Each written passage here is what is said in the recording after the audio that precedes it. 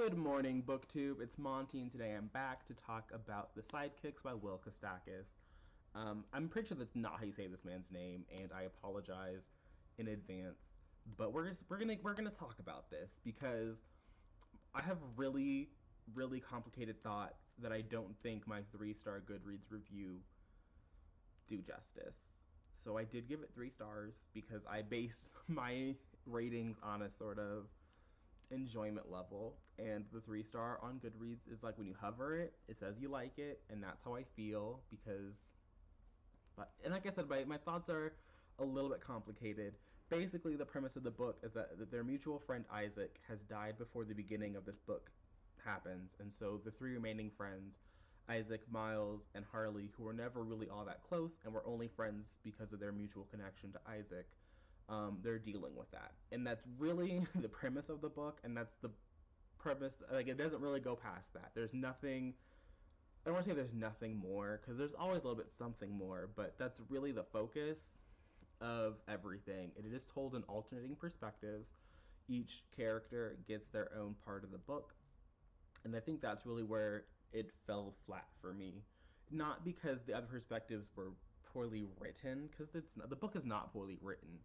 It didn't work for me structurally, personally. Like I said, this is just a me thing. I do think it is a good book, and I would recommend people to read it. I do think it was a good book. I would recommend people read it. I don't know if I said that on my Goodreads review, but I do recommend it. So if you haven't read it, I would say leave now, because there's nothing more I can say, other than I don't like the structural perspective. I thought was just a poor idea, because it felt like we were circling a little bit, and so I'm gonna go into a little bit of spoiler, like nothing heavy. I don't feel like there's really anything that you can spoil, because it's not a plot-driven book. It's very character-driven, so you're just the character arcs, and I'm not gonna be sitting here examining them, just one specific thing. So yeah, read it if you haven't. Spoilers are coming. So my major issue was that the different perspectives always had to circle back to the beginning of the book. So in the beginning of the book, we have a scene where we learn that Isaac is dead, and all three friends are in the office. They all learn this at the same time at the beginning of the book. The first perspective we get is from Ryan, who is our closeted gay character, who is also like a Olympic hopeful swimmer dude. Great. He has a boyfriend, Todd, who is like low-key not chill being in the closet anymore, because like Todd was out, and like this is not something that he wants, but he also like really cares for Ryan, so he's like very conflicted. That's the sort of conflict we have in that perspective. Later on in the novel, I believe in in Harley's perspective, Ryan is outed, and that a little bit bothered me. I mean, the narrative does go out of, it doesn't, I won't say it goes out of the way, but the narrative acknowledges that he was outed in a fucked up way.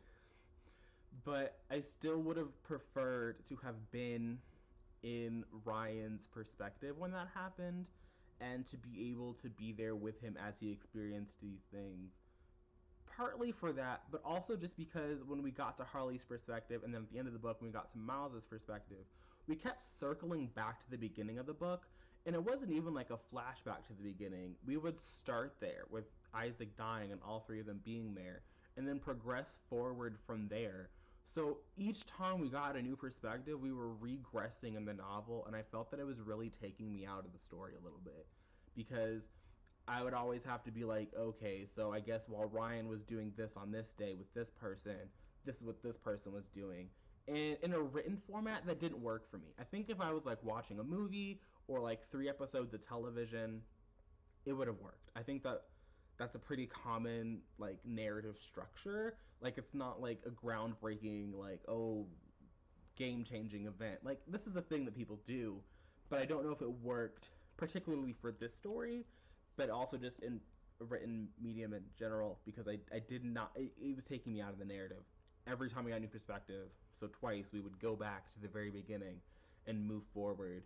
And then when we got to Miles, not only would we go to the back and move forward, but then there was like this weird like daydream fantasy flash forward that was like a couple, I think it was like a page and a half long, of like what was happening in the future. And like that was cute, but it was like that's not really happening. So either have this be what's really happening, which you've like just firmly do the flash forward, or don't do the daydream. Like do it or don't. Like I didn't like the weird middle that we were trying to exist in. Didn't work for me. But yeah, that's all I have to say. Um, Structurally, like I said, I wasn't a fan, but I do recommend it. I do think it was a good book. I probably will read this again. I probably will.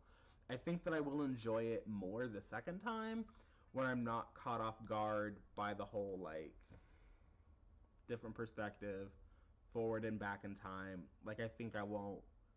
It won't be as big a deal to me. So looking forward to reading this again.